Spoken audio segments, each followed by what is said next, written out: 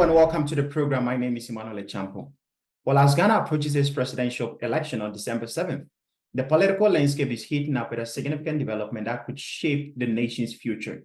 The two major political parties in Ghana, the New Patriotic Party and the National Democratic Congress, are locked up in an intense battle for presidency, each with the potential to make history.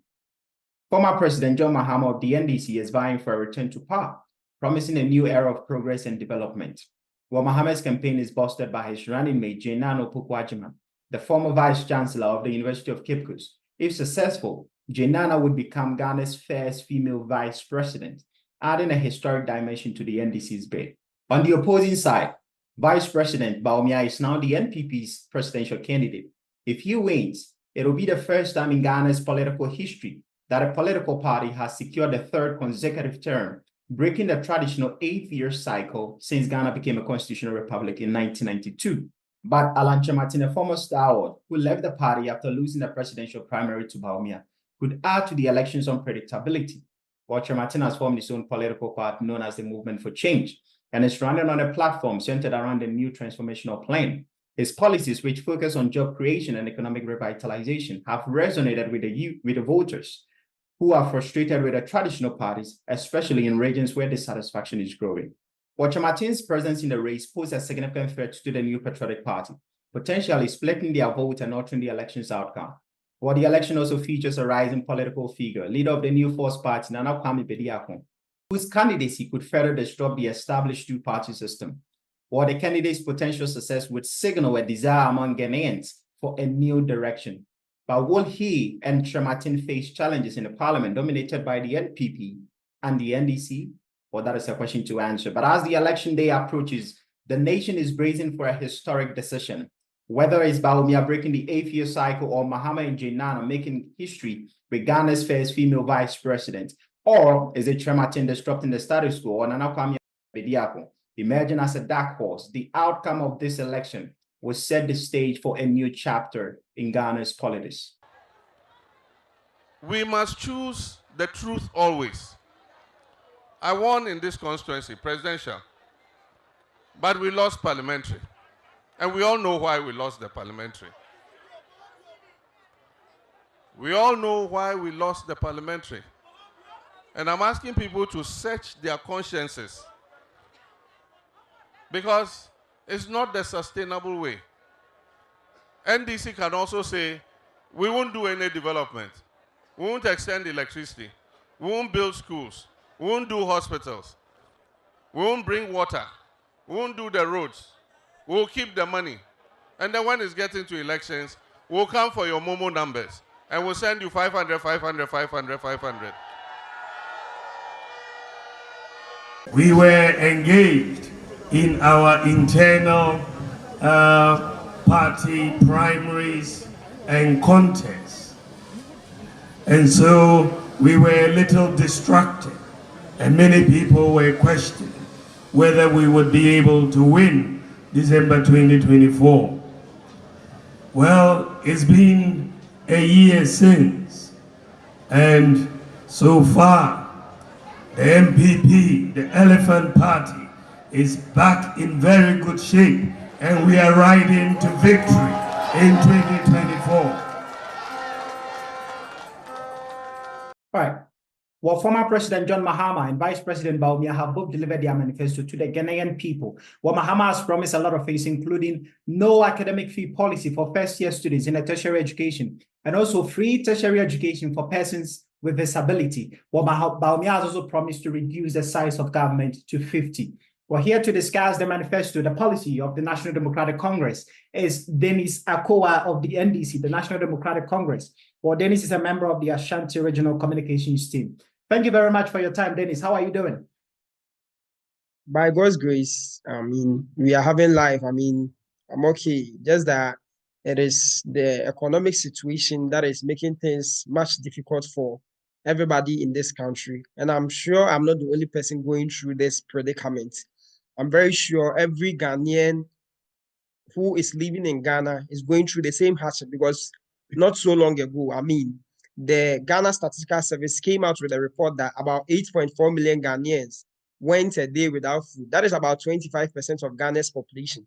So if you have a population where about 25% of your people are not getting food to eat, getting the basic necessity of life, then it shows that people are going through extreme hardship. So times are hard. I mean, everything is in distress, but I am very optimistic that His Excellency John Dramani Mahama, about a little over 70 days left for us to go to the polls. And Ghanaians have learned a very big lesson, and they are going to vote for John Mahama so that we will see progress and development will be back to our country. All right, so let's jump straight into it. I just want to ask you this pressing issue. Obviously, in Ghana, we all know of the pressing issue at hand.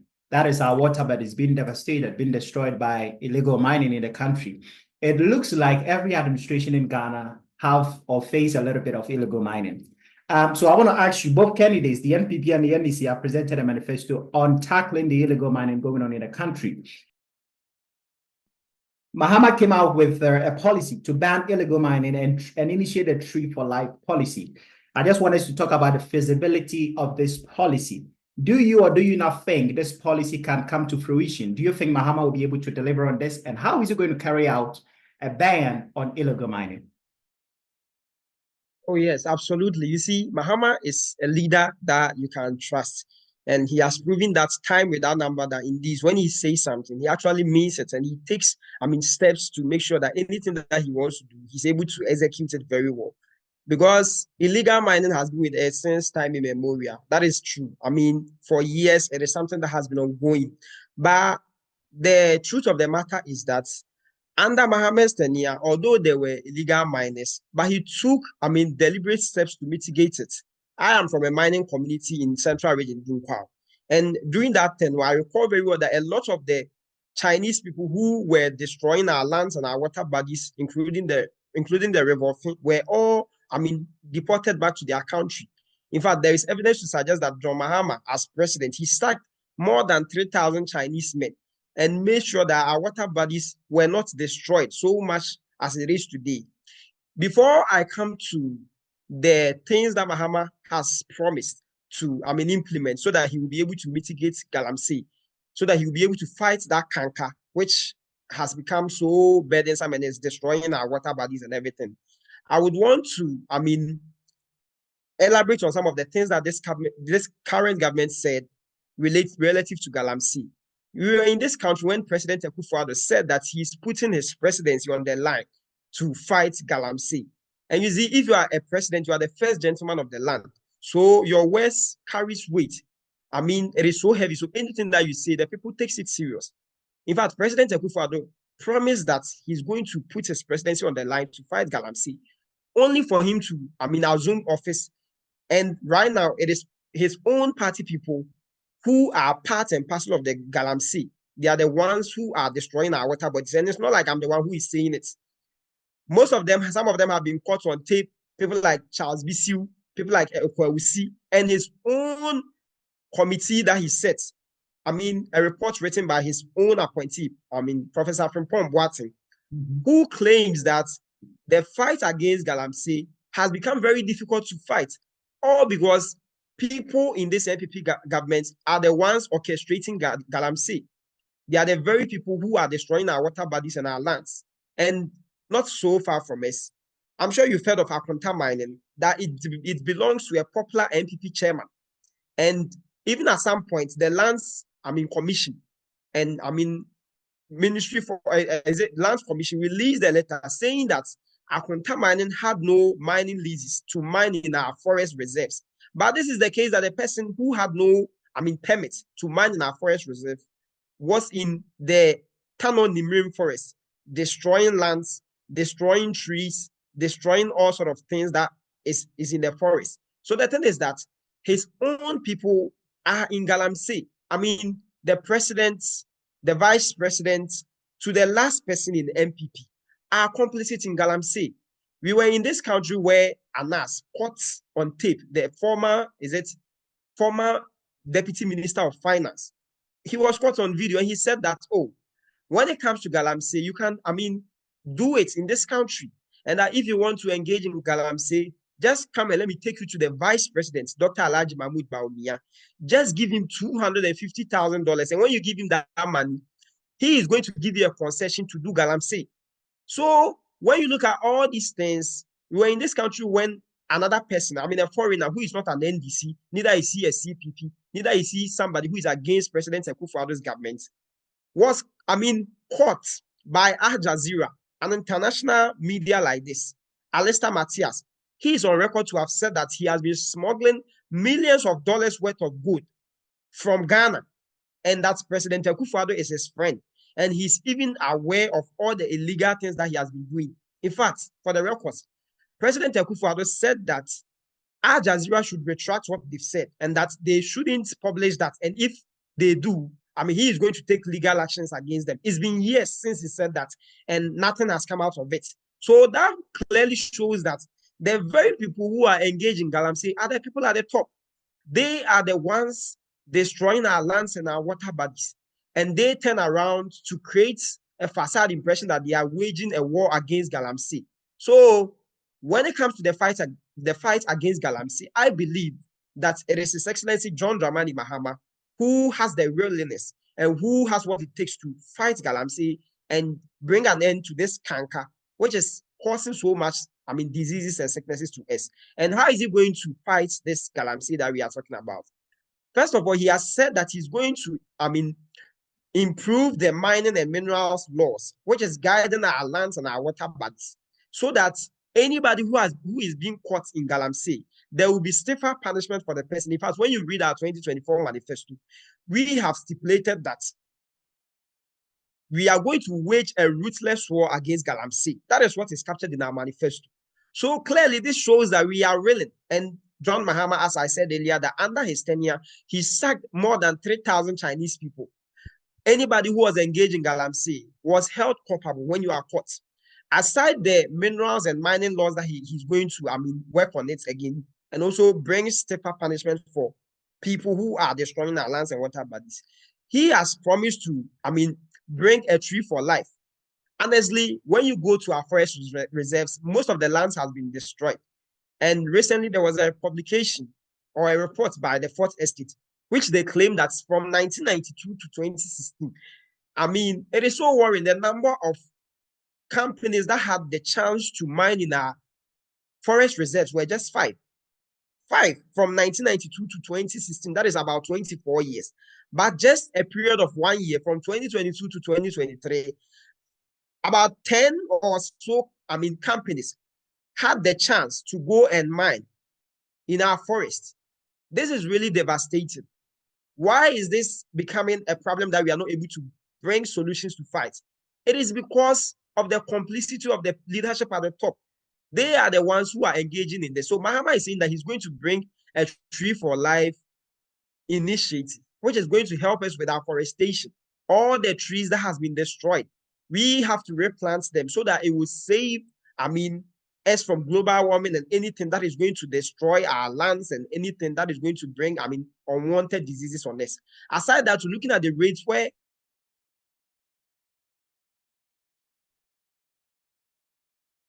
our water bodies have become so, this government, when you take water, we all know that water is life. But right now, these people, they are destroying our water bodies. Recently, when we were talking, I mean, Kwachi was saying that when you mine in the water bodies, it is not wrong. It is not true that you can mine in the water bodies. I had wanted to, I mean, see him today. It is illegal to actually mine in our water bodies. And that is the fact. So John Mahama is bringing a blue water initiative to make sure that we get a safe drinking water. Recently, the Ghana Water Company released, I mean, a report saying that parts of Central Region, they are suffering. I mean, it is not even safe to use the water that we've been seeing, which has been flowing through our tap for bathing. So if it is not good for bathing, imagine using it to cook.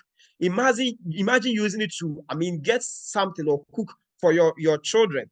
That is really worrying. So that is how bad this canker that we are fighting, this Galamsey fight, has become. And it takes a true leader. And he has also said that under his tenure, I mean, going to mine in forest reserves will be a thing of the past. Going to mine in forest reserves will be a red zone. It will be a no-go area. So nobody like people like Chemaun to me, Charles Bisiu, and all those people who have been caught destroying the lands, destroying forest reserves, they will not get the permit to go and mine in forest reserves, because we were in this country where a parliamentary candidate for the NPP at Amenfi East said on video he was there with the Western Regional Minister in a video urging illegal miners to go and mine. In fact, he said that if any policeman or military man comes there to stop them, they should beat the person to pop. They should beat the security officials who are going to fight Galamsey to pop, and that anything that comes, he is going to defend them. Recently, Matthew Poku Prempe, the Napo, popularly known as Napo, who is the running mate for Baumia, is on record to have said that they are going to give back excavators to people to go and mine. So this clearly shows that these people are not willing to fight Galamsey. And if you want any true leader who is going to work on it, it should be John Dramani Mahama. Yes, so we should vote for John Mahama to end this fight against Galamsey. All right, so I want to ask you this question about the tree initiative. We were in this country when we had the president, the current government, gave a directive out there that we should plant 1,000 trees. I mean, he's going to make Ghanaians plant 1,000 trees. We know the problem, the challenges that it faced. Do you think this initiative, the Tree for Life initiative, initiated by the president, former president, would really get into the minds of Ghanaians to buy into this idea? Do you think it will be easier for the president to persuade Ghanaians this time around to yes, absolutely. Have this initiative done? Absolutely. I mean, it will get into the minds of Ghanaians, because looking at the rate at which our water bodies and our lands have been destroyed, everybody, even including chiefs, have decided to participate to help us fight Galamsey. So what we are supposed to do is that we have to give public education to people whose lands have been destroyed, to places where, trees have been cut down. And when we do it that way, people would be willing to, take good care of their trees. This fight has become a national fight. It has become so devastating. So every single person would be interested in making sure that the environment is kept good. Their water bodies becomes clean. So I am very optimistic that it takes willingness to do everything that you want to do. The reason why the fight against Galamsey has become so difficult is because these people are involved in it. And President Mahama has stipulated that none of his people would be engaging in this illegal mining. So he is going to make sure that join hands with our chiefs, join hands with the people living in various communities, so that this Tree for Life initiative would work. And so that this, Blue Water initiative, which is going to help us get a good drinking water, would be something that would be a priority for everyone. Because if you know that your water bodies are being destroyed, and President Mahama is bringing an initiative where it is going to help us, everybody would support that call. And I'm really optimistic that he will be able to do it, because he's a leader that you can trust. And under his tenure, water bodies were not destroyed as it is today. All right. So the next policy I want us to discuss is Mahama's streamlining government scholarship. His government scholarship that he wants to bring this time around. He said he's going to streamline government scholarships and eliminate patronage. He also said he's going to ban political appointees from purchasing state assets. Now, this clearly shows of the corruption going on under each administration. Yes. So I want to ask you, do you think that this policy is really going to be tough for him to get it done? And do you even anticipate any challenges if he's able to get this done? For the challenges, there is always going to be a challenge in anything that you do. But the truth of the matter is that leadership is the cause and everything else is the effects. When you're a leader and you take true responsibility for anything that you want to do, there is a tendency that people are going to adhere to what you are saying, and they have no option than to listen to what you want to do.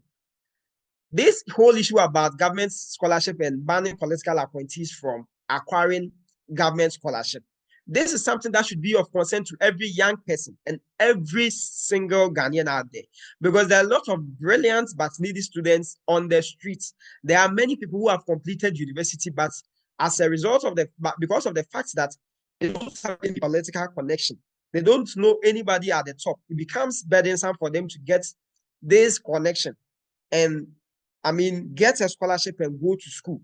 We were in this country where the former national chairman of the NPP, Freddie Blay, is on record to have said that his son actually wanted to buy about 6 of Snitch Hotel, which he had wanted to pay $200 million to get those hotels. That is the former chairman of the NPP, Freddie Blake. And the person who claims that his son can afford $200 million, that same person, his son or his daughter is actually on a government scholarship, benefiting from the state coffers, while other citizens, other young people who have what it takes but don't have any political connection, are denied scholarships. There are lots of people, MPs and many government appointees, political, appointees who are benefiting from, government scholarship. So the goal of the NDC is to streamline the scholarship so that it will get to the very people who need it, so that it can get to somebody at Sefibepai, somebody at Voss, somebody at Atebu, who has nobody, who knows nobody in the political space, but his academic credentials should warrant him the scholarship. And that is the scholarship. And you see, I don't know if you asked the question about our lands and the rate at which our lands are being sold to political appointees. Did you ask a question about that? No, I didn't ask a question about it. I just want to know if he said he'll be banning political appointees from state assets. Yeah. Yes. So with the scholarship, that is it. He has stated his position clearly. And I know every well-meaning Ghanaian support this, because many at times, even right now, it is, institutions like MasterCard and other people who are giving young people scholarship in this country. Because, and even those people who are getting those scholarships are people who really need it. Because that one, there wouldn't be any chance where you can go and bribe your way through, or you can use any dubious means to get the scholarship. Scholarship should be given to brilliant but needy students, students who actually need it, and not people who are politically affiliated and they have power. So I believe that John Mahama would be able to do that. And I'm very optimistic that every young person would support this, because they are the ones who are in need of this scholarship, and not those same people who are having millions of dollars under their beds and that. All right, so I want to play this video and get your reaction. There's a sharp disparity between promise and practice. Today, most Ghanaians feel they were hoodwinked, and this is manifesting in their personal livelihoods and their daily struggles. Perhaps the most defining challenge of our time is making our economy work for everybody. Over the last several months, our political space and societal reaction has been dominated by discussions on the challenges with introducing even more taxes. Do you think under former President John Dramani Mahama's administration, the economy truly worked for every Ghanaian? I just want to ask you this question. I wouldn't say it's worked for everybody. Like economic conditions will always differ depending on the person. But the truth of the matter is that all was not rosy under Mahama. But comparing his administration to these people, then his administration was far, far better, because these people promised, this NPP government, they promised to do better than they came to meet. And that is the fact. So in the long run, when you promise that you want to do better, we expect that when you come to power, your actions will show that you've done better than your predecessor. But you don't come and make things worse, and you expect us to give you another 4 more years. Why do I say this? When the NPP were campaigning in 2016, they claimed that Ghana has overborrowed and that our debt is too much, a debt of about 120 billion Ghana cedis, since Kwame Nkrumah to Mahama was too much, and that they think that it shouldn't be that way. And if it was them, they would have borrowed wisely, and they wouldn't even borrow to this extent. That is what they said in 2016. So even to the point that they stated it in their 2016 manifesto, when you read page 13 of their 2016 manifesto, they said that they were going to reduce government borrowing. When they picked the debt from 120 billion Ghana cedis in 2016, they've sent it to 761 billion. So they've added more than 600 billion just in a period of 8 years. When you ask them of what they've done with it, they can't pinpoint to anything. They promised to, get interest rates, at a very low price. At some point, the whole of Africa, our interest rates was the highest for 2 consecutive years. In fact, in 2022, the cedi depreciated by 54% to the dollar. And it was the worst currency in the world. It was the second worst currency in the world, second to Sri Lanka's currency, rupee, which, Sri Lanka, we all knew that they removed their president. They had no president at that time. So even countries where military junta and the military had taken over, like Burkina, other countries were doing better in terms of our currency. So you move dollar a cedi to dollar from 4 cedis to 16 Ghana cedis, and you think you've done better, so you think we should clap for you. Right now, majority of the people who have been importing into this country, their businesses have been collapsed. In fact, when you read the recent report from Afrobarometer, they claim that 9 out of 10 Ghanaians think that this country is being headed in the wrong direction. And I'm not sure all the 9 people are NDC members. Every little thing that is used to check the health of an economy has become so bad under this government. We were in this country when pensioners had to, die. Majority of them have died. And this thing, when I'm talking about, I feel so pained as a Ghanaian. Why do I say that? Mostly people who have gone to pension are very vulnerable people. These are people who have contributed their quota to this nation, and the little that they are getting, that is what they are using to buy medicines like diabetes medicine, hypertension medicine, and all chronic diseases. That is the money that they've been using. These governments have to take their bonds. Some of them even have to wait for 15 years before they get their initial money that they gave to the government. That is so bad, right? Even to the point that their own former chief justice had to join these people to go and picket at the Ministry of Finance, right? So you can't look at all this and you say you've done better. When you check in 2016, our deficit was 6%. These people, they came and they took over, recorded the highest deficit, about 15.4%.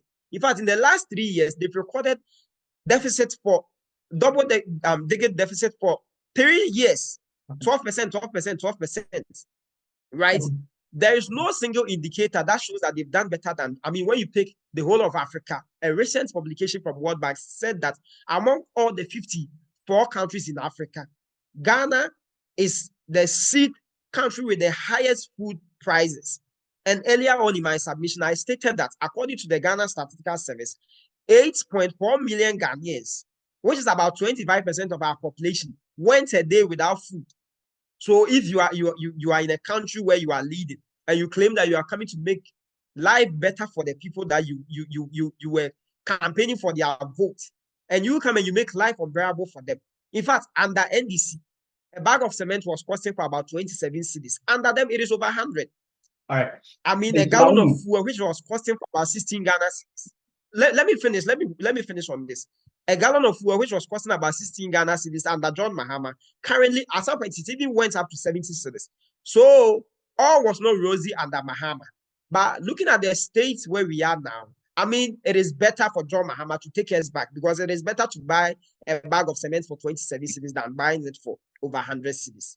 All right. So in your submission, you said the NPP claimed to do better than what they were handed. So does that mean, at the time, does that mean the NDC did very poorly with regards to the economy? You said the NPP claimed to do better when they were handed the economy. What they were handed over. So does that mean the NDC did very poorly with regards to the economy? Oh, not at all. In fact, the truth of the matter is that the NPP inherited a good economy. In fact, a very good economy. They, inherited an economy which was, B minus, according to sovereign rating agencies. And for them right now, under them, they've gone to junk status, which is baller economy, a baller economy. In fact, aside that, they met economic buffers with a lot of money in it, which His Excellency John Dramani Mahama handed over to them. But right now, we are bankrupt. John Mahama, when he was leaving office, left them $500 million in the sinking fund, right? He left them $300 million in the stabilization fund. He left them about $270 million in the Ghana Investment Infrastructure Fund. Heritage Fund, there were millions of dollars in it. The truth of the matter is that the $300 million that John Mahama left in the stabilization fund, when COVID erupts, that is what they used to alleviate us from COVID. That is the money they used. John Mahama left them $500 million in the sinking fund to pay an Eurobond which Kufuor had taken, right? John Mahama, as visionary as he is, he left that money. In fact, John Mahama left them 3 oil fields, right? He left them 3 oil fields. He left them a stable economy with, the dollar to a cedi, 4 Ghana cedis. An economy where we have not overborrowed, that we were not debt distressed. The debt to GDP was 56%, but they have taken it to 104%. So what I'm saying that, yeah, I mean, John Mahama did a lot of investment. When you pick it roads, when you pick it hospitals, he built the University of Ghana Medical Center. He built the Rage Hospital. When you come to Kumasi, he knows Kumasi was a business hub. So he built the Ketia market, which is the second biggest market in the biggest market in the whole of West Africa. He built Terminal 3, which helps us to get about 5 million passenger capacity. When it comes to water in Ashanti region alone, he did a lot. He added about 6 million gallons of water to be quiet. He did the Teshi desalination, water projects, which adds over 9 million gallons of water. He did the Pond water, expansion projects, which adds about 40 million gallons of water. So every single sector was doing very positive. But the truth of the matter is that these people came with extravagant promises and they hoodwink all of us to believe that they have better alternatives and that they are going to do, so different than what John Mahama is saying. And right now, what are we seeing? We are seeing gross incompetence. And I'm very sure that majority of Ghanaians, over 1 million people who were hoodwinked by the lies of Mahmoud Bawumia, Dr. Mahmoud Bawumia and President Akufo-Addo, have regretted, right? So when it comes to the economy, we left a stable economy to them because we were not shut from the international bond market. Under NDC, right, our economy was not rated as junk status. So things were better under John Mahama, but these people have rather destroyed things. Okay, so I want to ask you said under John Mahama, every single sector was doing better. Where from the doom, so where from the power cut? Because under John Mahama's administration, that was where we had this serious power cut. If every single sector was doing well, then where from the power cut that Ghanaians were facing during his tenure as a president? The truth of the matter is that Dumso was not John Mahama's creation. Dumso has been there since time immemorial. Exactly, but under President Mahama's time, we experienced it as never before. I'm addressing the issue. Okay. Yes, I want to address. You see, the true leadership is when you take actions for a problem that you can't admit. That is the fact. And I stated earlier that Dumso was not the creation of John Mahama. In fact, in 1983, there was Dumso. 1984, there was Dumso. In 1992, there was Dumso. In 2007, you see, Akosombo was built by, former president, Dr. Kwame Nkrumah. And as at that time, you see, why did we start experiencing Dumso? You see, the Akosombo Dam is a hydroelectric power. So it needs water. It needs rains to, come, so that it will be able to get its strength and, provide electricity for us. But if you recall very well, in 1983, I don't know if you heard, there was drought. So there was no water. So in 1984, because there was drought in 1983, 1984, there was a severe power outages in this country. Under Rawlings in 92, there was power outages. Under President Kufuor in 2007, there was power outages. In fact, for him, he even sent pastors to Akosombo to go and pray to mitigate the problem. So, under Mills too, there was Dumso. But the truth of the matter is that John Mahama, under his tenure, because successive government had not put in place any massive investments to mitigate the problem, his problem became worse. And as responsible as he is, he went to Parliament, the House of Record, and said that he takes full responsibility for the problem. He takes full responsibility for Dumso, and that he is going to make sure that Dumso is going to be a thing of the past. And how did he solve it? We had a legacy debt, billions of cedis, which has been there since time immemorial. So he brought the ESLA fund to pay that legacy debt.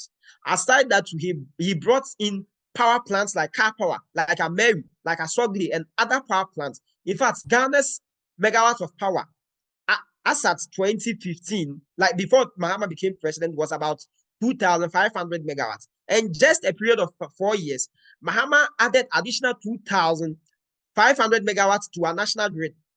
So we had a total of 5,000 megawatts. In fact, the whole of Africa, Ghana was the country with electricity in it, second to South Africa, right? Dumso, as at December 2015, became a thing of the past. In fact, Bawumia is on record to have said that John Mahama, he said it at Joy FM, that John Mahama has solved Dumso and that he shouldn't be given a credit for it. Or say Chairman Sabonsu, the former majority leader, is on record to have said same. In fact, there is an energy expert called Kojo Poku, who is a stalwart of the NPP. All right. He says that Mahama has solved Dumso and they should give him credit. So it is a fact that Mahama encountered Dumso, but he took, deliberate steps to mitigate it, and he did fix it. That is why he's called a nation builder. All right. So you said Mahama's predecessors then put up some strategies in place. So that was why we're experiencing massive power cut during his administration. Is that not the same? Absolutely. Is that it's not like they didn't do anything at all. I said massive. Yeah. I said massive. Yeah. Right. So is that not the same as the illegal mining Ghana is experiencing now? Mahama was the president. Illegal mining was happening under his watch. He was the president. He could have also passed a law that would deter people from mining in our water bodies or mining in our forest reserves. But he didn't do that. He just sacked the people who were involved in illegal mining. Clearly, there are some people under maybe the opposition party at the time that nobody knew would be, the forefront of this illegal mining and performing or engaging in illegal mining. So why didn't Mahama pass a law at the time? If he was saying criticizing you or the predecessors for not putting up a massive strategy in place to prevent the power cuts, then why did he also not put in, put out a law out there to deter people from mining in our water bodies and even in our forest reserves?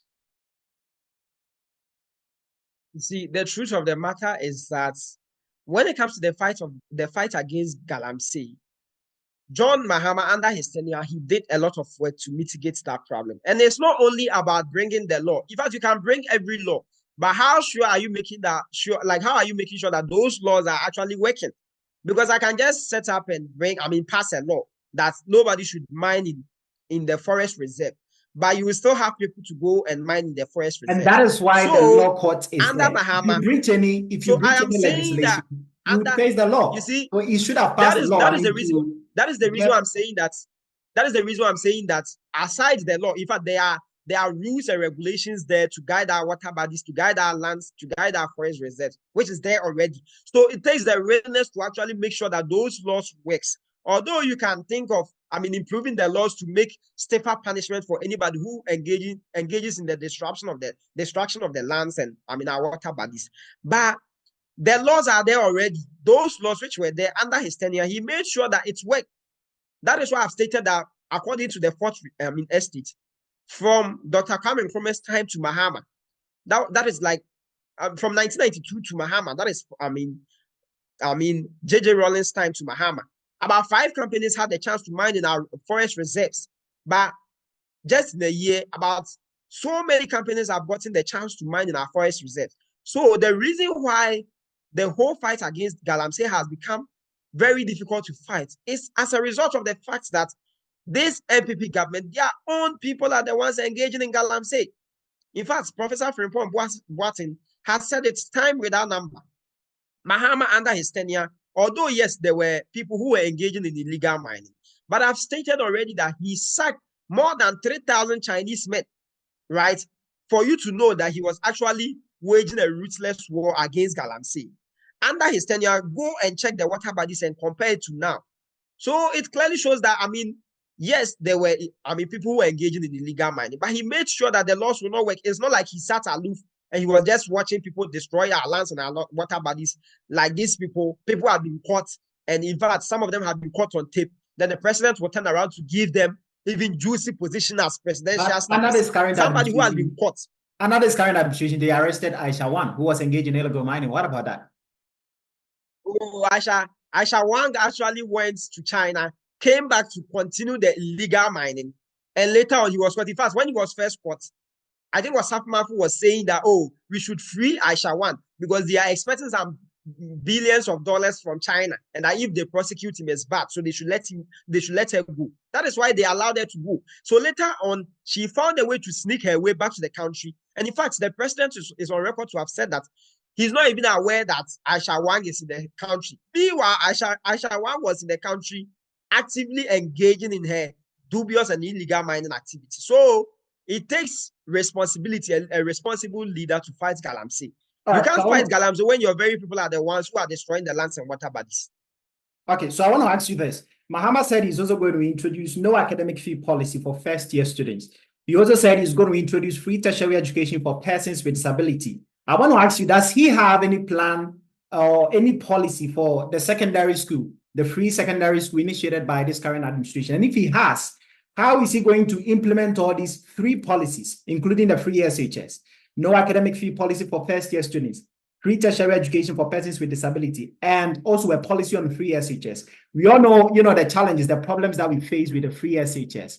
The quality of the education, people eating one diet throughout the week, extra classes here and there in the class, and it is not actually favoring people who come from poor families.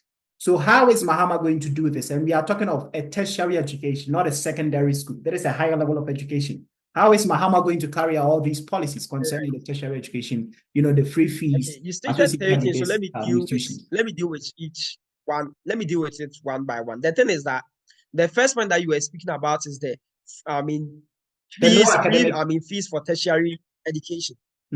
And they see the free academic fees for tertiary is just for first years. You see, mostly when you are going to first year, that is where the burden is. In fact, there are a lot of people who, I said earlier, that they will complete school, but they'll be like, oh, they've passed very well, but they cannot be able to go to the school because of the fees, because of hostel, or other forms of accommodation that they need. It becomes a burden for them.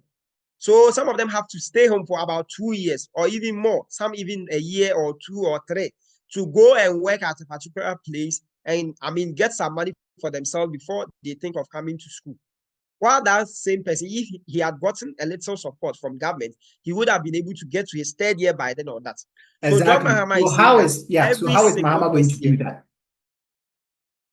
He has stipulated it already. You see, they did a research on it, and they are saying that it is not going to cost more than 300 million Ghana cedis to do that. But we are in this country where people are wasting millions. In fact, when you check the office of the presidency, they spend 2 billion Ghana cedis annually there. In fact, it was close to 3 billion. It was only when the IMF came and they said that, oh, the money that we are spending at the office of the presidency is too much, so that they should bring a cut.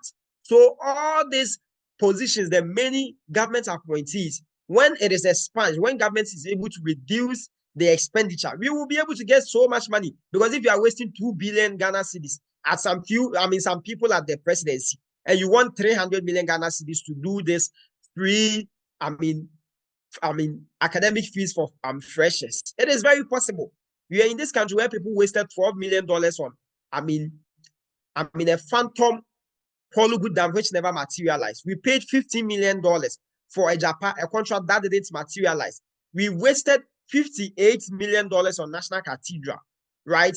Look at the wastage, and look, President Akowah was at some point picking a flight which was costing more than $20,000 an hour. In fact, in a period in about a year, he spent almost 70 million Ghana cedis on his travels.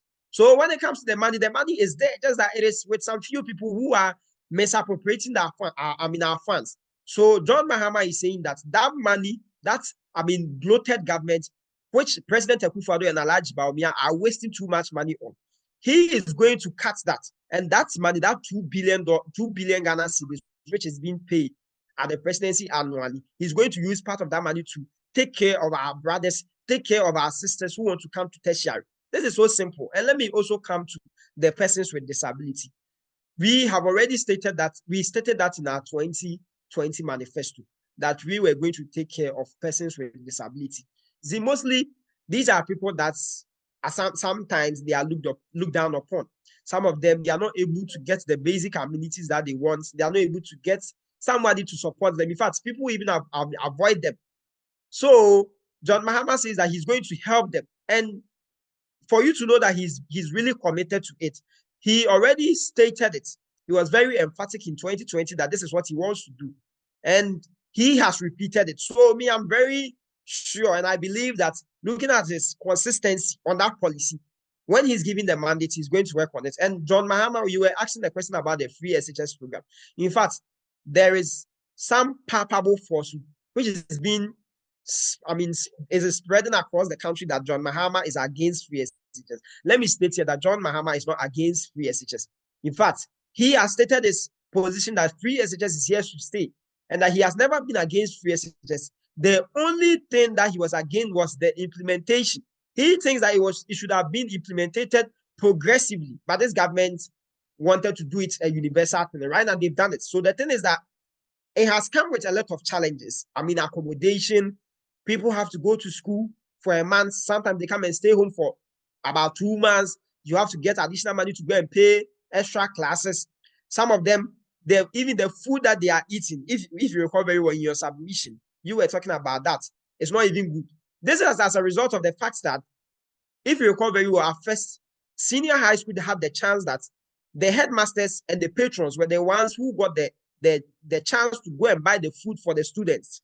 But right now, if government has given the contract to one particular person, so let's say if they are bringing yam, or let's say if they are bringing maize, you can eat maize, or you can eat banku today. Tomorrow you eat, moli cocoa. The next day you eat the maize. So John Mahama is saying that we should give back that contract to the headmasters and the patrons to go out and buy the food so that they can get healthy food for our children.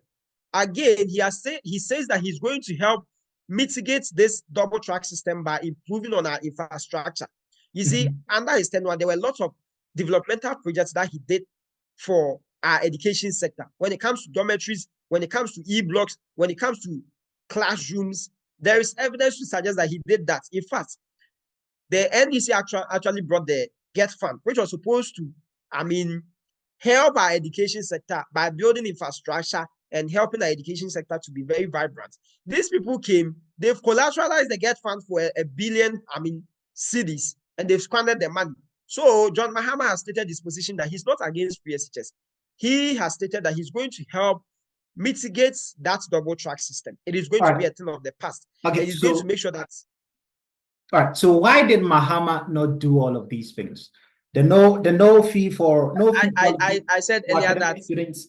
I said earlier that in fact, John Mahama launched the free progressive SHS, and that is a fact. I'm talking of the no fee, no academic fee policy for first-year students. Why didn't you do that for the 4 years he was a president? Why didn't you do the free tertiary education for persons with disability? Why didn't you do that? If the economy wasn't working well for every Ghanaian, why didn't Mahama do that during his administration? 4 years. Why didn't you do that? You see, looking at the current economic situation, I think that Ghanaians deserve a particular relief to actually help them to go on their daily basis. Why do I say that? Because at some point, inflation, the cost of buying, inflation went up to 54%. Under John Mahama, inflation was 15.4%. So life has become unbearable for the last 8 years under this government. And that is the fact. So if looking at the rate at which these people are wasting taxpayers' money and they are spending it on themselves, on their families and their friends, and renting luxurious jets. In fact, some ministers are keeping millions of dollars under their beds. Money is being wasted on a whole under the guise of building a national cathedral.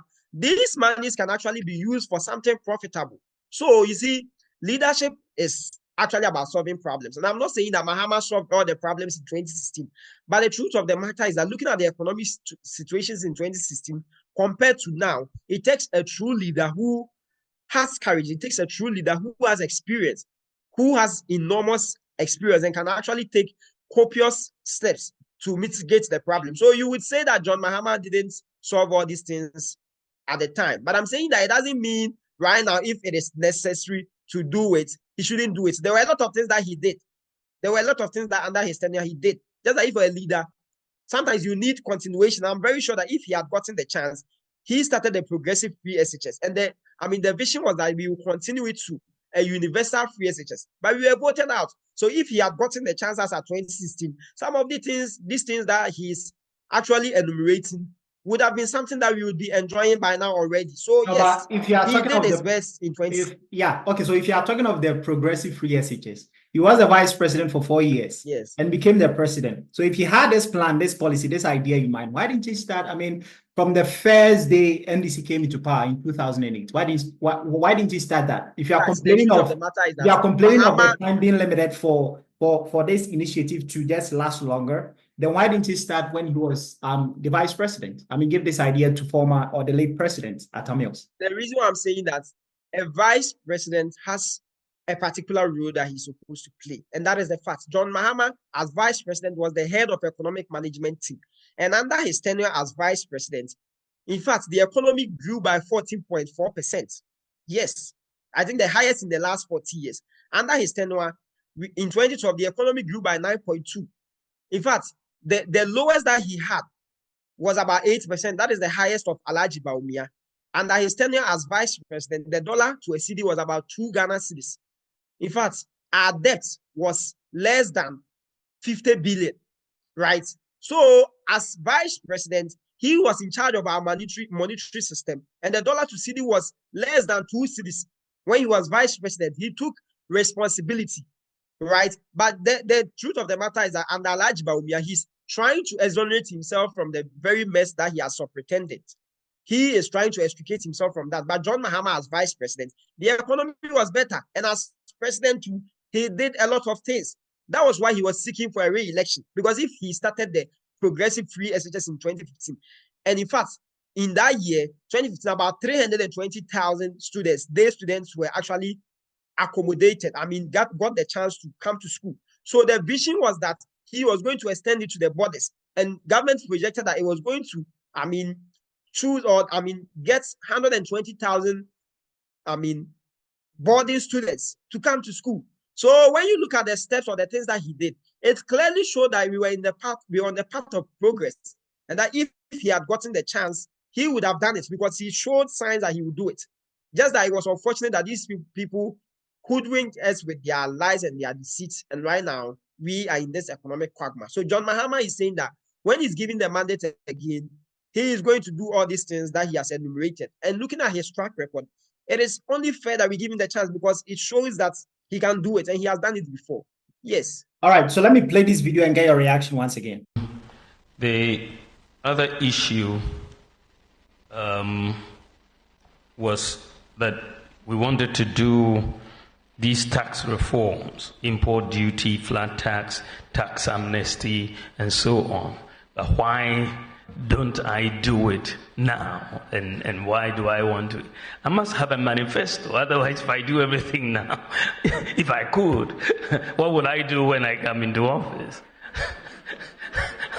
I mean, how can you do everything now? Even President Mahama, former president, who was president, I'm only vice president, but he was president. Why didn't he do everything then?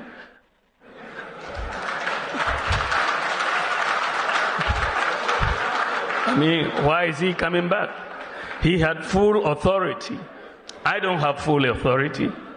The budget that has gone to Parliament, which has been passed, is not my budget. Is it my budget? It's not my budget. The budget goes in the name of the president. It doesn't go in the name of the vice president. But when you have to think about what new do you want to do, you come up with new ideas. And I've come up with new ideas, which I want to do when we come into office. So I just want to bring you back to your comment you said. A vice president has a particular role he plays. Watching this video from Bawumia, Vice President Bawumia, I mean, is that not the same? That Bawumia was a vice president. He wasn't a leader. I mean, former President Mahama was a vice president. He didn't have the progressive free SHS. Why? I don't know if he had it, but he didn't do it at the time. So he started doing it when he was a president. I mean, can you draw the similarity here, or it's not the same? I just want to ask you, if what you said about vice president having a particular role to play, do you agree with Bawumia that he doesn't have full control over the administration? So there are certain things that he cannot do. The truth of the matter is that President Akowah is the president of the land. And in terms of weight and gravitas, his words carries weight. We were in this country when President Akowah said that, he said it in March 2018, that all the credits that they are giving to his government and all the good things that is happening to this country is as a result of the stellar leadership of Alhaji Bawumia. And so he should be given the accolades. In fact, President Akowah has said it on many times that, I mean, he has said it time without number that Bawumia is the one in charge of his economy and that he is a lawyer. He has no idea about managing an economy. He has no idea about, I mean, helping the economy to grow. That is why he has brought Alhaji Bawumia to actually arrest the dollar and give the keys to the IGP. So since 2008, 2012, 2016, The very reason why President Akufo-Addo brought Alhaji Bawumia is because he believes in him and he thinks that he's the right person to lead this country, to take us to the path of progress. So it is really, intriguing and surprising to see Alhaji Bawumia extricating himself from the problems that we are encountering today. Right? Was it not Alhaji Bawumia who said they will move Ghana away from taxation to production? He was the same person who claims that he has arrested the dollar and he has given the keys to the IGP, right? So all the policies and those extravagant promises which were being parroted by the NPP, was Alhaji Bawumia who did that. In fact, Akufo-Addo has said that we should applaud him for all the stellar leadership and all the good things that is happening to this country. So if today things have become so worse under your tenure, right now you are trying to extricate yourself from the problem. And the fact is that, assuming you are a manager, I'm talking to you, please. Assuming you are a manager, okay, and somebody is trying to get a place, somebody is trying to get a work at where you work, at your media station. The person wants to get a place there and work, and the person is coming with a very appalling CV. Like his CV is so bad. When you check his CV, you see, oh, he did a lot of things that does not even show that he's supposed to even lead again. And simply, you have to say, simply because he hasn't gotten the position that you are intervening him for, should you give him the position? Knowing very well that the person has a very abysmal CV, but you are saying that, oh, he's yet to get to that bigger position that he wants to be. So he hasn't been there before, but we should throw away his bad record and give him the mandate to come and get the higher position. No, it's not done like that.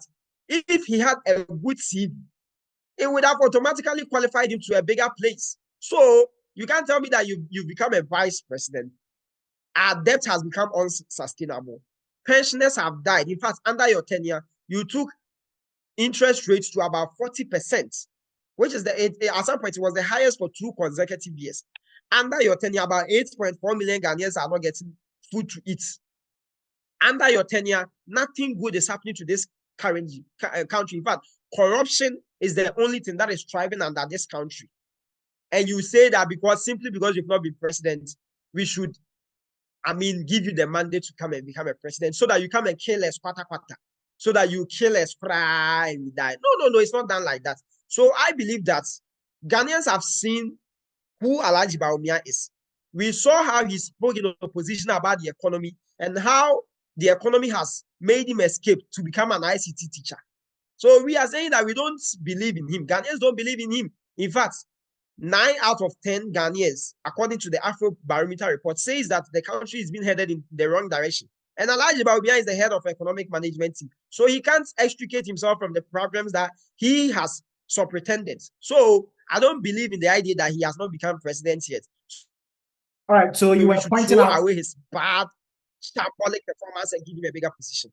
All right, so you are pointing out corruption. I want to read this to you, and that's from my Joy Online about the SADA initiative, the Savannah Accelerated Development Authority, where it appeared that guinea fowls flew to Burkina Faso.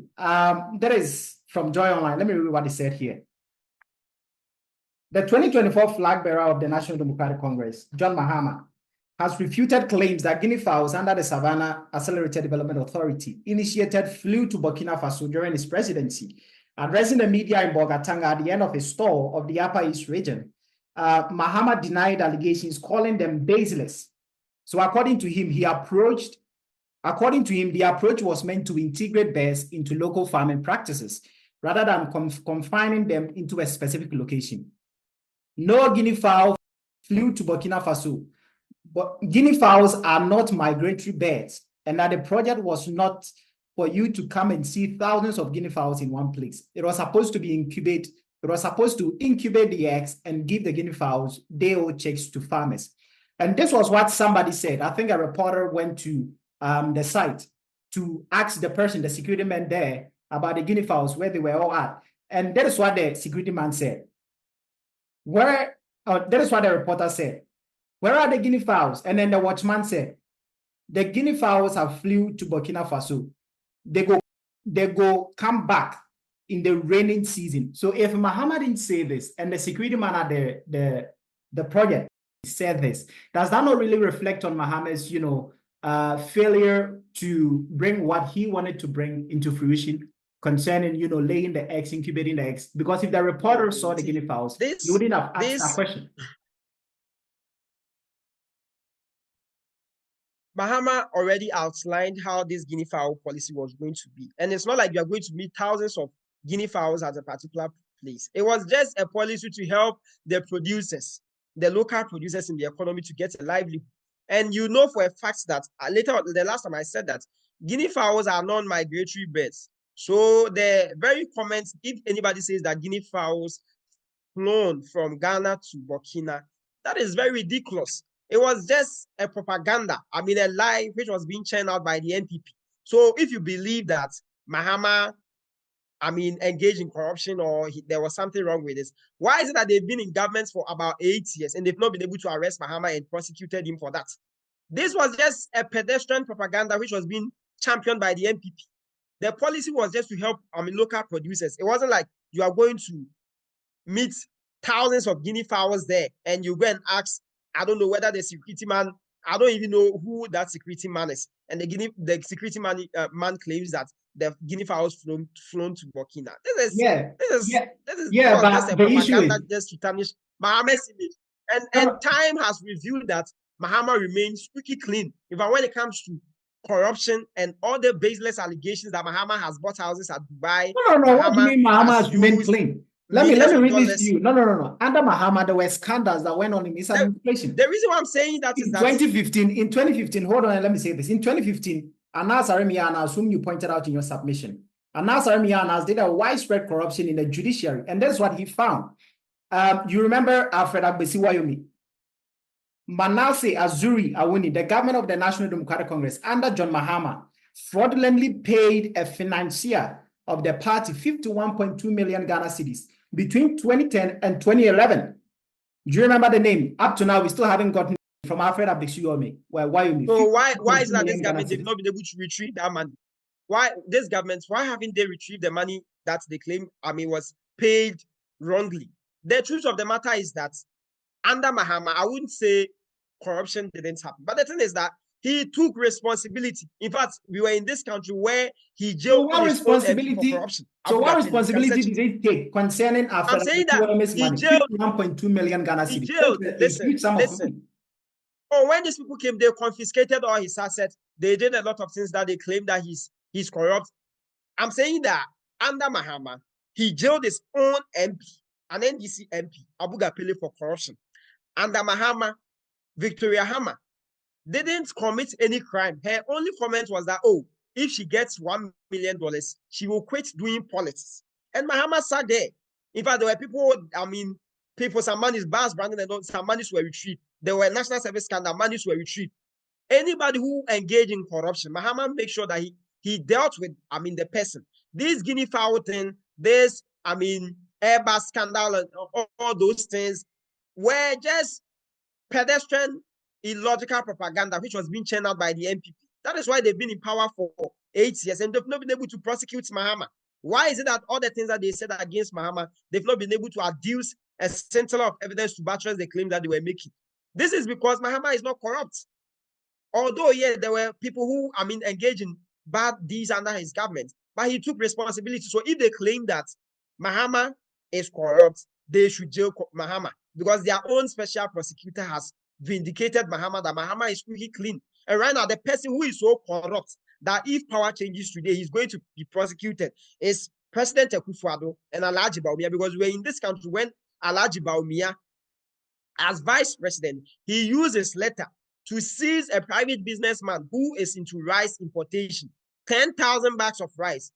That issue is being investigated by the office of the special prosecutor right now. He took those rice, went and distributed it as salah rice to Muslims during the Ramadan festival. You are in this country when Alhaji Bawumia's own personal person and a deputy minister of finance under this government is caught on tape saying that Bawumia is so corrupt that if you want to get a concession for illegal mining, we should follow him. He will take us to Bawumia, and Bawumia will, when the person pays $250,000 to Bawumia, Bawumia allowed the person to go and do it. Bawumia was the one who changed the PBS scam. The money that the Americans were going to give to us, they didn't give it to us because Bawumia as vice president, sat on a committee and changed the bank guarantee to an insurance guarantee, and a condition precedent to a condition subsequent, where they fraudulently defrauded this country. PDS scandal, I'm sure you recall it.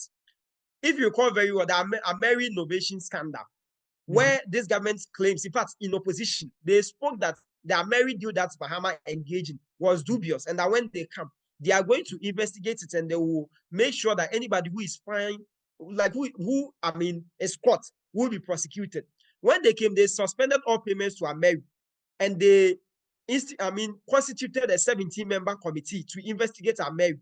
Their own attorney general said that the Ameri deal was clean and that it was not tainted with any fraud or corruption. Later on, they said they are going to do Ameri renovation deal.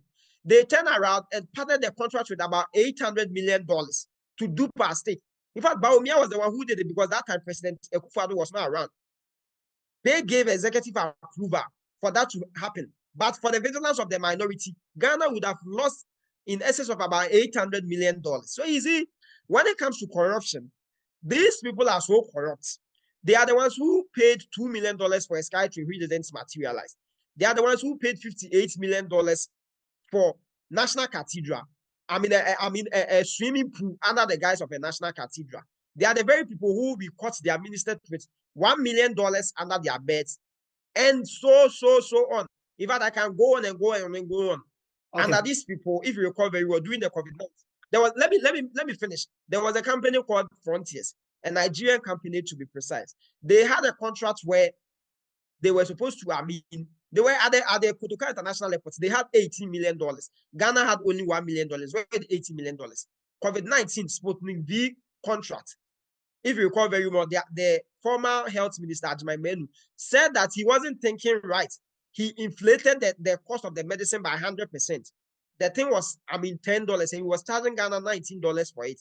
And he later on said that he wasn't thinking right when he engaged in that contract. So you see, when it comes to corruption, this government is so corrupt, and they are scared of being prosecuted. That is the reason why they are trying and using any dubious means to win the election. But it will not work. We are going to take over. That if you read that 2024 manifesto, we've stated that we are going to set up something called ORA, Operation. I think we are going to arrest all corrupt people, recover all loot, ORA Operation, recover all loot, all the looted lands, the looted money, which according to Kennedy Japan, he says that MPP is looting this country as if there is no tomorrow, and that they are keeping that money at foreign countries. They are going to vomit all those monies, and the right things will be done. It will be used to bring developments like the 24-hour economy. It will be used to set up funds like National Women Development Bank for Amadis.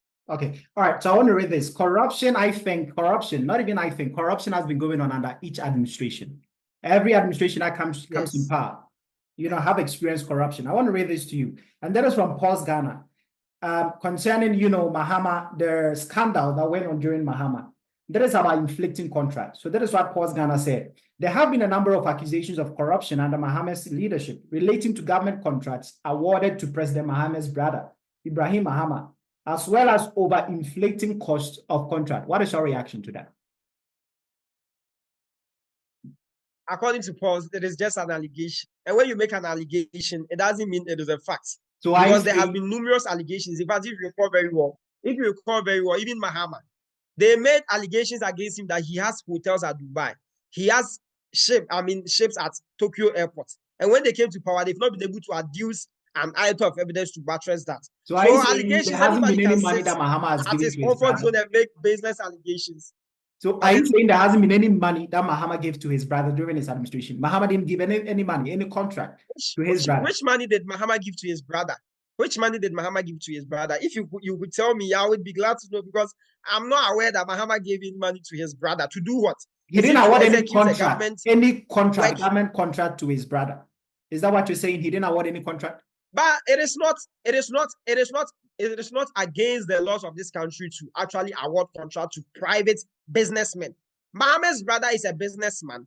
The only contracts that he had, a chance to, engage in was, I think he also inflated the cost. That is it. He gave it inflating cost. How did he inflate the cost? That is what Pulse Ghana, it inflated the cost. do you know you can be held liable for some of these things that you are saying? Because if you claim that somebody has inflated the cost, I am reading to you years, from Pause Ghana. I am reading to you from Pause Ghana. If you want to take a look at it, they thank have you very a much. number And of I'm saying that it is just corruption. an allegation that they are making. Listen, And Ivan, it is listen a very cost well. that he has inflicted. Anybody can sit somewhere and make allegations. Look, commentary about this inflated contract and all those things. If you recall very well, they claimed that Mahama had inflated the Ridge Hospital. I told you it's been almost 8 years, no evidence to buttress that. If you recall very well, they said that Mahama had inflated their Meridew. In fact, they constituted a 17-member committee to investigate it. Fast forward 7 years, no evidence. They said that Mahama was engaged in Airbus scandal and he has defrauded this country. They will jail him. Their own special prosecutor said that Mahama remains squeaky clean. So anybody can sit somewhere and throw out allegations. But the truth of the matter is that There is not almost anybody. 8 years. Mahama There is not anybody. man. That is from Pause Ghana. That is Pause Ghana, from Pause Ghana. A company in Ghana. So why don't they send the evidence to jail him? There is not anybody. That they is should Pause send if Ghana, they a have reputable evidence that company in Mahama. Ghana. Thank you. So you trust Pause Ghana, but you don't trust President Akowah, who did a lot of investigation but couldn't find any evidence to jail Mahama. Is that true? No, Because I'm not is the talking only of trust president. I'm reading to you what happened under Mahama's administration, and that is what Pause Ghana is saying. So I want your reaction to it. No, it said they inflicted the cost. It's actually, and I'm saying that according to them, they were saying that there has been allegations. Allegations does not mean it is a fact. Anybody can just sit somewhere and throw out allegations. If you claim that Mahama inflated a particular contract, you should be able to, adduce evidence to support that. And I've stated that under Mahama's tenure as president, the NPP said a lot of things which were not true. They said that Mahama had inflated is it the Kaswa interchange? He had inflated the power plant. He had inflated the KTR market. He had inflated the every single development. That was a lie that they were churning out just to win political power. And it's been 8 years. None of these lies and deceits that they were churning out has been able to establish. So I'm saying that allegations can be made against your persona. But if there is no evidence to buttress that, then it is just mere allegations because he has been investigated under this government for acts of corruption and he remains squeaky clean. No wrongdoing. And if the NDC is also blaming the EC, if the NDC is also blaming the EC, Madam Jane Mensah, that she is trying to rig the election, do they also have? Oh, we have actually spoken about issues which they themselves admitted. They claim that they've resolved that. So if we've stated conditions that these and these things are happening, and you claim that you accept it, but you've resolved it, and we are saying that just be open and let us see the things that you claim you've resolved it. How are we attacking you, or how are we saying you've not done something right? So the thing is that the EC, we are not against the EC, but we are just calling for transparency. I hope you understand. That is what the NDC that is even that's tagging her as someone who rigged the election. That is what you guys are, trying to. Yes, because she is the one who is not willing to subject herself to transparency. Because if you claim you've resolved something, let us see the work that you've resolved. And right now, it is becoming, a fight between us. Then that clearly shows that you have not resolved it, and you are just, maybe lying to us or just saying something which does not exist. And we are going into this election to actually win it because Ghanaians have had enough of the nepotism, of the hardship, and the excruciating hardship which this government has subjected us to. So we want John Mahama back, and we as NDC leaders, people and citizens, and party supporters have to make sure that the right things are done so that the votes of the ordinary Ghanaian will be protected and they will see positive impact in their lives. Okay, so I want to share this with you again and get your reaction once again. Ghanaians can take no more of the hardship, the impunity, the state capture, the hypocrisy, the lies and bad governance that has been inflicted on them over the 2 terms of this outgoing administration. Yeah, so then that is Mahama once again. Why is he sounding like, during his administration, there wasn't nothing like a lie? He didn't acted like he was hypocrite. Why is he sounding like that? And I want to read this to you again. In 2015, his government entered into a 3-year extended credit facility arrangement with the IMF, which he stated was crucial to addressing the economic challenges the country was facing at the time. Fast forward to 2022, at a Ghana Crossroads speech, he criticized the NPP for running back to the IMF, arguing it lacked innovative solutions to Ghana's economic challenges. If Mahama had innovative solutions, then why did he in 2015 run back to the IMF?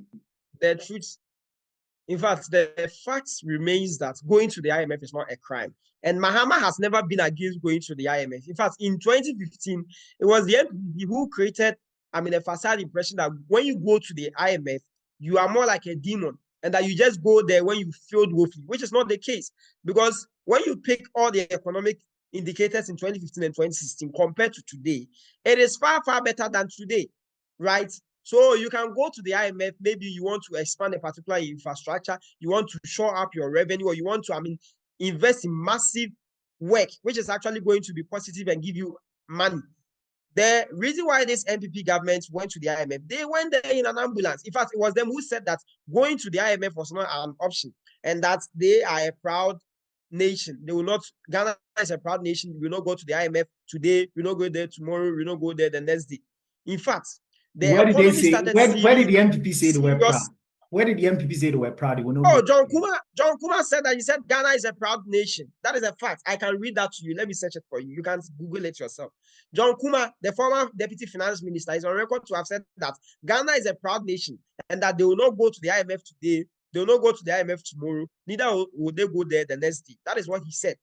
This was because looking at the things that they said against Mahama in 2015, they were scared that when they go to the IMF for financial support, we were going to berate them. But in fact, Mahama was actually the one telling them that the signs are clear that we failed. Things have become worse. Go to the IMF. But they decided not to listen because at some point, the dollar had reached more than 13 Ghana cedis. At some point, our debt had reached almost, our debt to GDP had gotten to almost 80%. And we were using like more than, 70% of our, revenue to service debt, right? A lot of things were happening. That was no, war. Cost of living was so unbearable under this government. So Mahama was giving them signs that actually go to the IMF for financial support so that you'll be able to stabilize the economy and get things back. They were like, oh, you will not go to the IMF. So Mahama has never been against the IMF. In fact, if you want to check that, under Mahama's tenure, things were better than today. Under Mahama, when we take loan, we were able to pay our creditors, both domestic and external creditors. We never defaulted on debt payments, but these people, they've defaulted on debt payments, both domestic and external. And as a result of that, we are moving around countries, begging them that please, we beg you, we can't pay our debts, so please spare us. That is how bad and how disgraceful this thing has become. But under Mahama, he was able to service debt. And the truth of the matter is that we have not been servicing our external debt for the past 2 years. But look at the rate of the exchange rate. It is 16 Ghana cedis. Under Mahama, he was servicing external debt in foreign exchange. And the dollar was 4 cedis. So when you check all these things, the economy in 2015 and 2016 was far better. Just that these people, they came to make things worse. And when you try to advise them to, they will not listen. If you recall very well, they said that the e-levy happens to be the panacea to all the problems and that they are not going to go to the IMF. So they will use the e-levy to alleviate all the plight that Ghanaians are going through. And even as at that point, the NDC MPs were against the gallant 137 NDC MPs were against this e-levy. When we said it, they said we are nation wreckers. We are the ones who don't want good things for the country. That is why we are stopping them from bringing e-levy. In fact, former Finance Minister Ken Ofori-Atta is on record to have said that the e-levy is going to create jobs for 11 million people. That is so sad. Today, the very people who say that e-levy is going to save us from the mess, they are now saying that they are going to cancel it. So these people are not consistent. These are not people that you can trust. They are people who are full of deceit. They are people who are full of subterfuge. They just go on that tangent to lie and lie and lie. They think that Ghanaians, we wash our faces up for. So I am urging all Ghanaians that we should vote for John Mahama because he had good track record. He's not against going to the IMF. Under his tenure, things were far, far better than it is under this government. All right. So Mahama also said he's going to initiate a 24-hour economic policy. I want to ask you, during 2012, from 2012 to 2016, when he was the president, Mahama was tagged as very incompetent by Vice President Bawumia for handling the economy, looking at the things that were happening during his administration. So what has changed for Mahama I mean, for him to come back and say he's going to initiate a 24-hour economy. What has changed for somebody who was tagged as bad for handling the economy? Why is he now coming back to, have a turnaround for the economy? Just a day. He can turn it around in a day. What has changed with Mahama? The truth is that according to the national security, unemployment is now a threat to our democracy. That is what they've said. And when you pick the number of people who are not getting jobs, I mean, unemployment rate is currently almost 15%. Under John Mahama, it was 8.4%. Under John Mahama, that's Bawumia, was shouting in opposition and claiming that times are hard. Unemployment rate under Mahama was 8.4. But under Bawumia, who claims to make things better, under him, unemployment rate is almost 15%, right? A lot of youths are on the streets and they are crying out loud for jobs. In fact, when you check very well, every year about more than 100,000 students comes out from the university. And the truth of the matter is that we are not putting in place any deliberate government intervention to create decent and sustainable jobs for all these people who are coming out of the schools.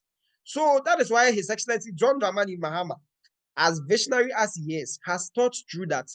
Let's implement a life-changing policy, which is actually going to alleviate us from the excruciating hardship that parents, young people, and everybody is going through.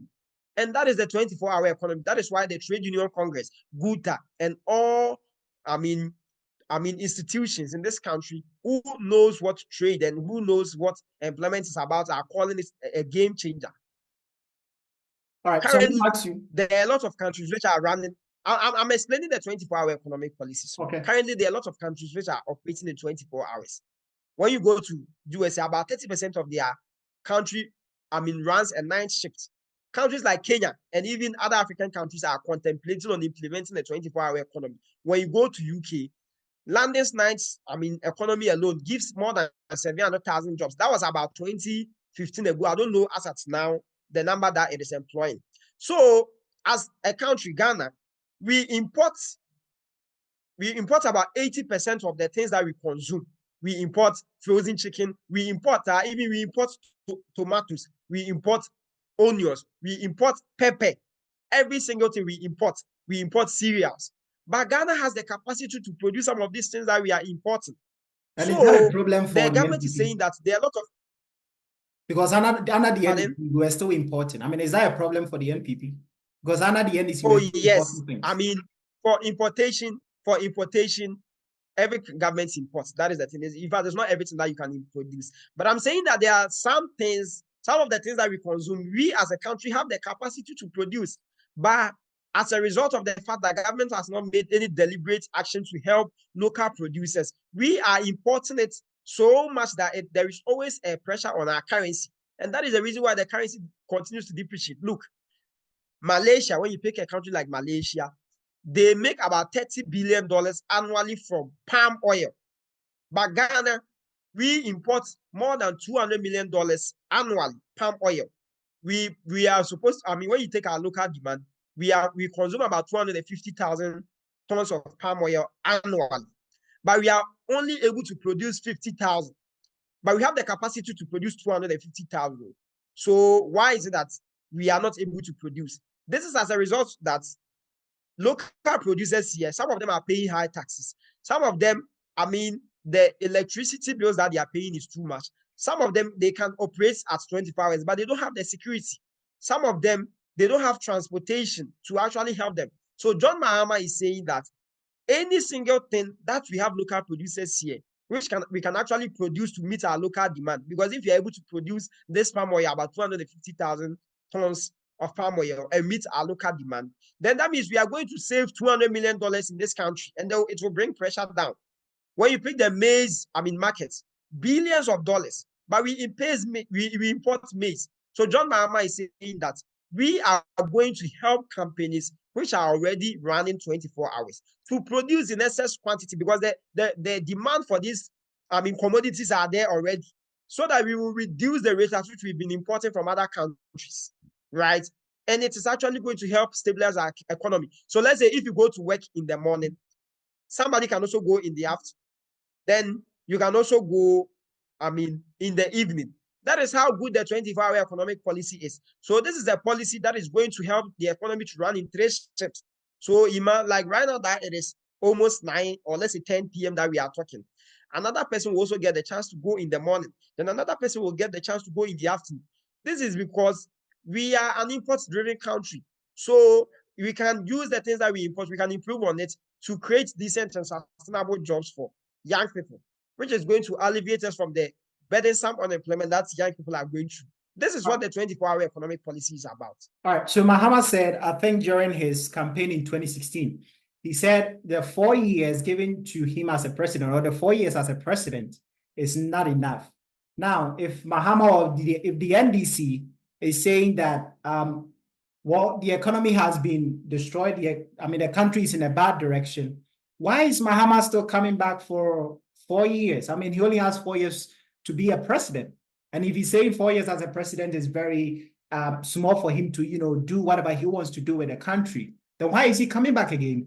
I mean, to have all these policies in place. Does 4 years seem enough for him to turn the country around, to have the 24-hour economy, to have all these policies that we've talked about, come to fruition? Is 4 years enough for him? Haven't said 4 years is not enough in 2016. See, if 4 years is enough to destroy this country as bad as it is today, then 4 years is enough to actually repair it. Why do I say so? John Mahama was campaigning in 2016 and was asking for a renewal of his mandate. And looking at the economic conditions in 2016 and comparing it to today, times are worse than it was in 2016. So you can't seek for re-election when you've mismanaged the economy so bad. This government, there is not a single sector that is better than it came to meet under John Mahama. That is the fact. So if you've destroyed the economy so bad, are you saying that simply because you are supposed to run for a re-election, although you've destroyed it, but we should give you a mandate again? John Mahama, as president, did a lot of work. And the work that he did was very positive, and it was positive in the lives of all Ghanaians. That is why he was seeking for a re-election. So there is nothing wrong with actually him saying that I want to be elected again, because under his tenure, he was doing a lot of infrastructure. He was, helping us to produce more water. Under him, schools were being built. All the positive things were being done, right? That was why he was seeking for election. And he felt that although he had done his best, but the 4 years, if he's given the mandate again to serve, he will actually do more than he has done. But these people, they failed woefully. And if you feel that, if you failed, you are supposed to be booted out. You can't say you failed that simply because somebody said, he has done better, but the 4 years is too short, so they should renew his exactly. And there are about 13 That political parties in Ghana now. So why is Mahama saying he wants to come back and turn the economy around? I mean, if he can do it, yes, we have so many political parties. We have Movement for Change. We have now Nana Kwame Bediako, also a political candidate. We have him also around. We have a lot of political parties around. So if, yes, the economy is going bad under this administration, Mahama shouldn't be, the only person to fix it. We have a lot of political parties that can fix it. But I want to just bring this again. If you say that times today, are worse than it was in 2016, why would 4 years be enough for him to do that? I just want us to talk a little bit more about this. Why would 4 years be enough for him to turn things around? If times today are so worse that, people can't even afford food, people can't even afford to buy things, groceries up, the fuel prices are up, how is he going to turn things around? See, times are not hard for this 4 years because it is just simply because it is 4 years. It is as a result of bad initiative and bad leadership and the massive corruption under this government. That is why, life has become unbearable for Ghanaians. I hope you understand. It is not like 4 years is short, so that is all. This government has become very reckless. And I stated earlier that they have been wasting monies which are supposed to be invested and be utilized for the benefits of all Ghanaians are being invested in National Cathedral, a pit which they claim to be a national cathedral. They are paying $2 million for a sky train which we've never seen. So the thing is that when you have a good leader with enormous experience, he can actually, help the economy to grow. Because under his tenure, he had little resources. With little resources, We saw the massive improvements that he did within that 4 years. But these people, they've been in power for 8 years. They've borrowed over 600 billion. They've added over 600 billion to our national debt. And they did all that in a very short period.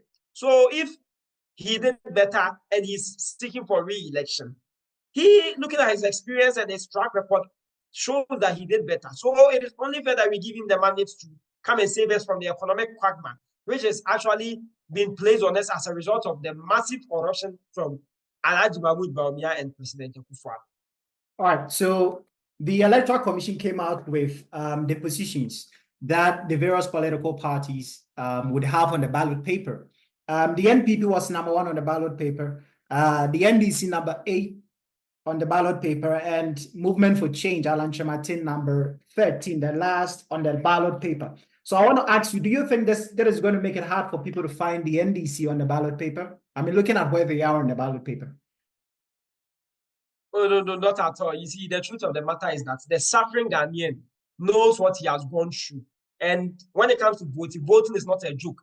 Nobody would say he's going to vote simply because somebody is at #1 and somebody is at #8.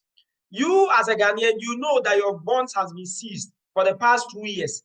You, as a Ghanaian, you know that right now you are buying cement for over 100 Ghana cedis. You are buying fuel for about 60 plus Ghana cedis. Under this government, I mean, cost of living has become so unbearable that most people are not even getting food to eat. And you think simply because you are #1, they got the rational Ghanaian voter who is going to go to say that, oh, #8 is just here by you, then let me just go and stamp #1. But So it is not that way. The truth of the matter is that Ghanaians are tired of this government. They are tired of the corruption. Okay. They are tired of the deceit. And even if NDC is placed this year, they know the umbrella and they are going to look for the umbrella and vote for the umbrella. So let me use this opportunity to actually inform everybody who is going to vote that you know how life has become for you for the past 8 years.